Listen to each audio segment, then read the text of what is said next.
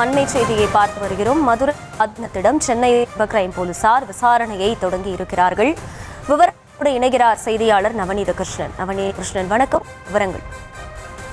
மதுரையுடைய ஆதீனம் மடம் மிகவும் பழமையான ஆதீன மடத்துடைய 293வது ஆதீனமாக பொறுப்பேற்றுள்ள ஹரிஹர ஞான சம்பந்த தேசிய பரமாச்சாரியார் கடந்த மே மாதம் சென்னை நோக்கி நிகழ்ச்சி ஒன்றிற்காக சென்றபோது காட்டாங்குளத்தூர் அருகே அவரது வாகனம் மீது மற்றொரு வாகனம் லேசாக உரசி கொண்ட நிலையிலே வாகனம் மோதியது குறித்து பொதுவெளியில் பேசிய மதுரை ஆதீனம் தன் மீது வாகனங்கள் மீது மோதி தன் உயிருக்கு அச்சுறுத்தல் ஏற்படுத்துவதாகவும் இதற்கு பாகிஸ்தான் தீவிரவாத அமைப்புதான் காரணம் என்றும் பேசினார். இந்த விவகாரம் மிகப்பெரிய சர்ச்சையாக கிளம்பிய நிலையிலே தவறான தகவல்களை பொதுவெளியில் பேசியதாக காவல்துறையினர் சிசிடிவி ஆதாரங்களுடன் வெளியிட்டதை தொடர்ந்து இந்த விவகாரம் குறித்து சென்னை சைபர் கிரைம் போலீசார் 5 பிரிவுகளின் கீழ் மதுரை ஆதீனத்தில் மீது வழக்கு பதிவு செய்த நிலையிலே மத மோதல்களை தோற்றுவதன் மூலமாகவும் அதே போன்று இரு தரப்பினருக்கிடையே கலவரத்தை தூண்டுவது போலவும் சமூகத்தில் அமைப்பு வைப்பது போன்ற பிரிவுகளின் கீழ் வழக்கு பதிவு செய்தார்கள்.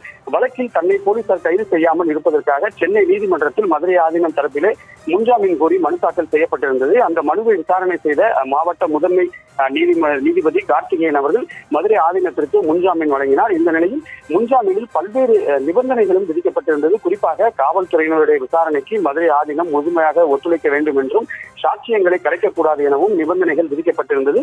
இந்த நிலையில் இந்த வழக்கு விசாரணைக்காக சென்னை சைபர் கிரைம் போலீசார் மதுரை ஆதீன மடத்திற்கு நேரடியாக வந்து விசாரணை செய்து வரக்கூடிய காட்சியை நம்மால் காண முடிகிறது. மேலும் ஆதீன மடத்திற்கு வந்த போலீசார் முன்னதாகவே பாஜக தரப்பு மற்றும் பிற பொதுமக்கள் யாரும் விசாரணையின் போது குறுக்கீடு செய்யக்கூடாது, அவர்களை வெளியே செல்லுமாறும் தெரிவித்திருந்த நிலையிலே சென்னையில் மதுரை ஆதீனத்திற்காக வழக்குரையாடிய சென்னையை சேர்ந்த மூத்த வழக்கறிஞரான ராமசாமி மெய்யப்பன் உள்ளிட்டோர் வருகை தந்த நிலையிலே மதுரை மாநகர காவல் ஆணையாளர் லோகநாதன் அவர்கள் உத்தரவின் பேரில் விளக்குத்தூண் காவல் நிலையத்தைச் சேர்ந்த 10க்கும் மேற்பட்ட காவல்துறையினர் இங்கே பாதுகாப்பு பணியில் ஈடுபட்டு இடையிலே பாஜகவுடைய மதுரை மாநகர் மாவட்ட செயலாளர் மற்றும் பாஜகவுடைய மூத்த வழக்கறிஞர்கள் என ஏராளமான பாஜகவினர் இங்கே வருகை தந்திருப்பது குறிப்பிடத்தக்கது.